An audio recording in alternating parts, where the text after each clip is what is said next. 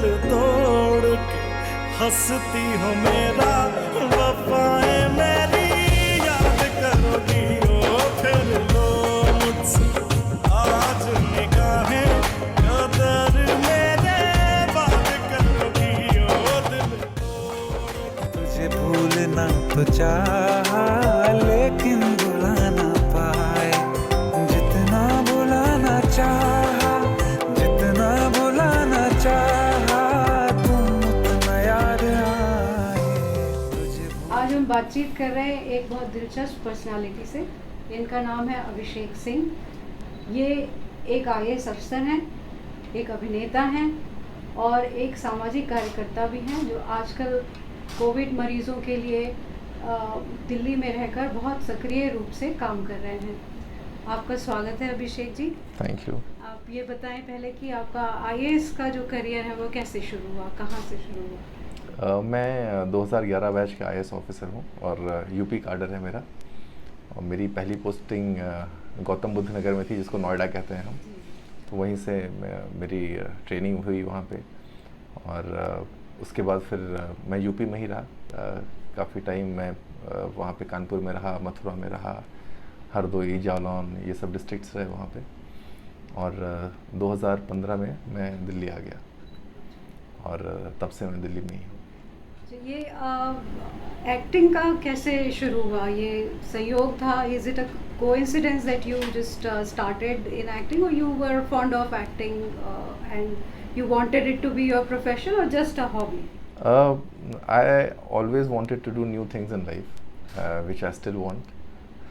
तो एक्टिंग मैं school colleges में करता था, बट कभी ऑब्वियसली कभी सोचा नहीं था कि एक्टिंग एक प्रोफेशन बनेगा या कभी एक्टिंग में करने लगूंगा आईएएस में आने के बाद। और इत्तफाकन हुआ 2019 एंड की बात है।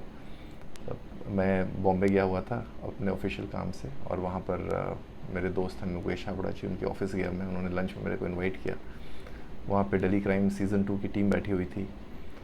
उन्होंने हम लोगों की बातचीत होने लगी और बातचीत के दौरान उन्होंने बोला कि हमारे पास एक यंग आईएएस ऑफिसर का रोल है, आप क्या करना चाहेंगे वो?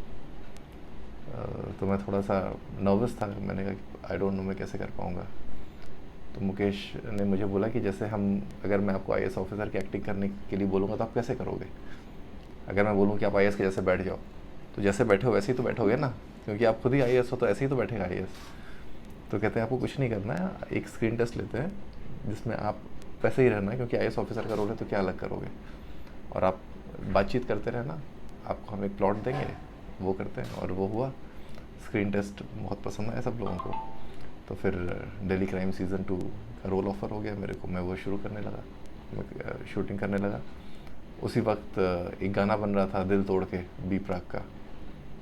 तो वो किसी की नज़र पड़ी मीडिया रिपोर्ट्स पे कि भाई एक real life IAS officer real life उसमें एक्टिंग कर रहा है। तो मुझे अप्रोच किया गया, मैंने गाने के लिए हाँ भर दी और इंसिडेंटली वो गाना बहुत हिट हो गया। और उस गाने के बाद फिर एक दूसरा गाना कर लिया मैंने। तो बस ये छोटा सा सफ़र है एक्टिंग का। तो इसका मतलब ये कि एक्टिंग आप मतलब एक संयोग ही था कि आप एक्टिंग पूरी तरह से संयोग था। तो कभी एक्टिंग को गंभीरता से लेना चाहेंगे? गंभीरता से तो मैं हर एक चीज़ को लेता हूँ जो भी मैं करता हूँ ज़िंदगी में। बट गंभीरता से प्रोफेशन को लेने का ये मतलब नहीं कि मैं बहुत गंभीर हो जाऊँ। तो मैं तो हमेशा ऐसे ही हंसता मुस्कुराता रहता हूँ। बट जो भी मैंने किया पूरी शिद्दत से किया है। जितना भी एक्टिंग करी है, प्रॉपर रिहर्सल बहुत करी हैं, बहुत मेहनत करी है उसके ऊपर। क्योंकि मुझे लगता है अगर मैं कोई चीज़ दे रहा हूँ तो उस पर 100% मैं अपनी मेहनत 100% करूँ। तो आगे भी अभी देखते रहेंगे, अभी कुछ ऑफर्स हैं वो भी करेंगे। क्या आपके अपकमिंग प्रोजेक्ट्स क्या हैं एक्टिंग को लेके? एक अभी मूवी है जो कि हम लोग शूट करने वाले हैं ईयर एंड में। तो वो जब प्रोड्यूसर्स अनाउंस करेंगे तभी बताना, ठीक है। और एक सॉन्ग है जो बादशाह जो सिंगर हैं उनके साथ हम करने वाले हैं, वो नेक्स्ट मंथ मोस्ट प्रॉब्ली हम लोग शूट करेंगे, जैसी सिचुएशन होती है देश की। कोई ऐसी घटना, कोई ऐसा अनुभव जो बहुत दिलचस्प रहा हो आपके, वो हमसे शेयर कीजिए। जब मेरा फर्स्ट डे था दिल्ली क्राइम के सेट पे। तो मैं बहुत ज़्यादा नर्वस था क्योंकि लोगों ने बोला भाई नेटफ्लिक्स तो बहुत इंटरनेशनल प्लेटफॉर्म है, और मेरे साथ में जो एक्टर्स थे वो सब इतने ट्रेंड, इतने बड़े एक्टर्स थे। शेफाली जी थी, आदिल हुसैन साहब थे, ये सब लोग थे। इनके साथ में पहला ही दिन था, तो मैं बहुत नर्वस था, बट मैंने इतनी तैयारी की हुई थी, मुझे लगा था कि भाई चलो मैं अच्छे से वो परफॉर्म करूँगा। तो मैं जाते समय फिर मैंने मुकेश को फ़ोन किया, मैंने कहा कि भाई मुझे बहुत नर्वसनेस हो रही है, बहुत डर लग रहा है। तो मुकेश कहता है कि भाई आईएएस ऑफिसर होकर के अगर आईएएस ऑफिसर की एक्टिंग नहीं कर पाए तो फिर चुल्लू भर पानी में डूब मरना चाहिए। तो बोले किसी भी एक्टर के लिए तो ये मुश्किल चीज़ होगी, लेकिन आपके लिए तो बहुत आसान होना चाहिए ना, आप तो जानते ही हो, आप तो जी ही रहे हो, ऐसा भी नहीं कि आप उस ज़िंदगी को देख रहे हो, आप तो खुद ही हो। तो मैंने कहा यार मैंने आपको इसलिए फ़ोन किया कि आप मेरे को थोड़ी सी सांत्वना दो, आप तो उल्टा ही बोल रहे हो। फिर बट एनीवेज हम लोग सेट पे पहुँचे, और जो फर्स्ट शॉट ही दिया, फर्स्ट टेक देने के बाद किसी ने कुछ बोला ही नहीं, सब ने ओके बोल करके, मैं सबके चेहरे की तरफ देख रहा हूँ, सब लोग एकदम शांत हैं, कोई रिएक्शन ही नहीं। तो मुझे लगा यार लग रहा है ये बहुत ही ख़राब इन लोगों को लगा है, इसलिए कोई रिएक्शन नहीं दे रहे। तो मैं डरते डरते डायरेक्टर साहब के पास गया, मैंने कहा कि कैसा लगा, क्या शॉट पसंद नहीं आया? बोले नहीं बहुत पसंद आया, बहुत पसंद आया, आप दूसरे के लिए तैयारी करिए। मैंने कहा नहीं आप बताइए, मैं दोबारा भी दे सकता हूँ, कुछ ऐसा हो। कहते नहीं बहुत पसंद आया। मुझे लगा कि इनको ये लग रहा है कि मैं इतना ज़्यादा ख़राब कर रहा हूँ कि बोल के भी फ़ायदा नहीं है।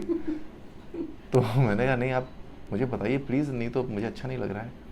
तो उन्होंने कहा आप इतने ज़्यादा कैरेक्टर में हैं, हम ना आपका जो कंसंट्रेशन है वो नहीं तोड़ना चाहते, इसलिए हम आपसे कुछ नहीं बोल रहे, ना अच्छा बोल रहे ना ख़राब बोल रहे हैं, आप प्लीज़ जाइए। वैसे भी मैं बहुत कम बोलता हूँ, you are perfect in your character, perfectly in your character, और अगर कुछ होता तो मैं खुद ही बता देता, ये तो मेरा शो है, you are doing very good. तो जाके मुझे थोड़ा अच्छा लगा। सो वो कुछ थोड़ी देर के लिए मुझे लगा कि यार इतने बड़े सेट पे इतने लोगों के सामने तो लोग क्या सोचेंगे कि आईएएस ऑफिसर हो गए, आईएएस ऑफिसर की एक्टिंग नहीं कर पाया।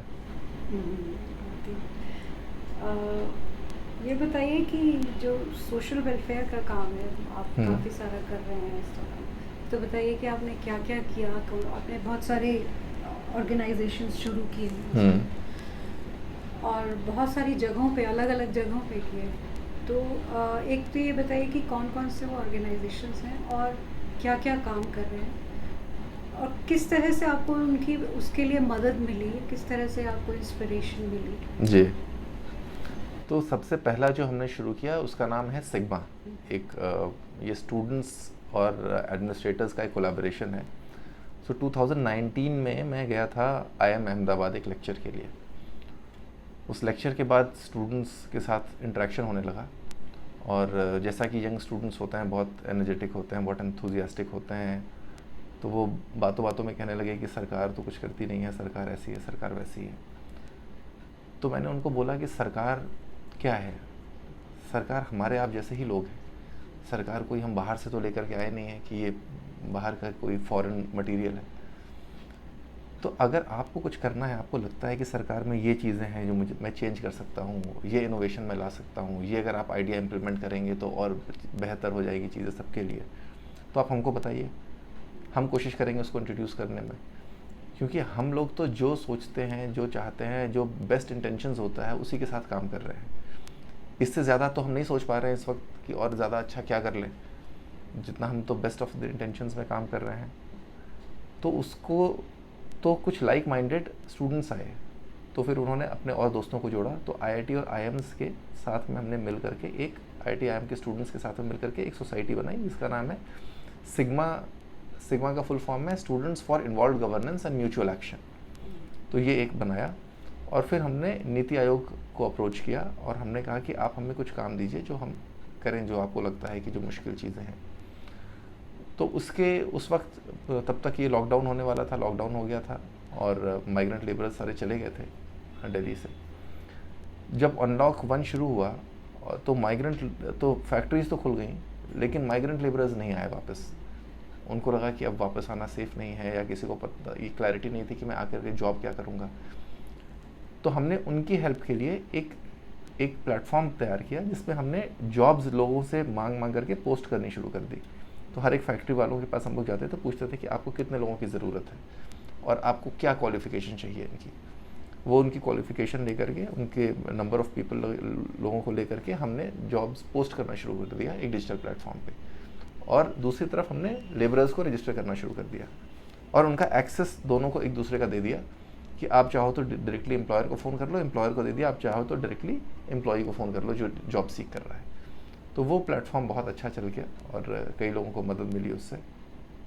उसके बाद फिर अभी हम लोगों ने शुरू किया है यूनाइटेड बाय ब्लड।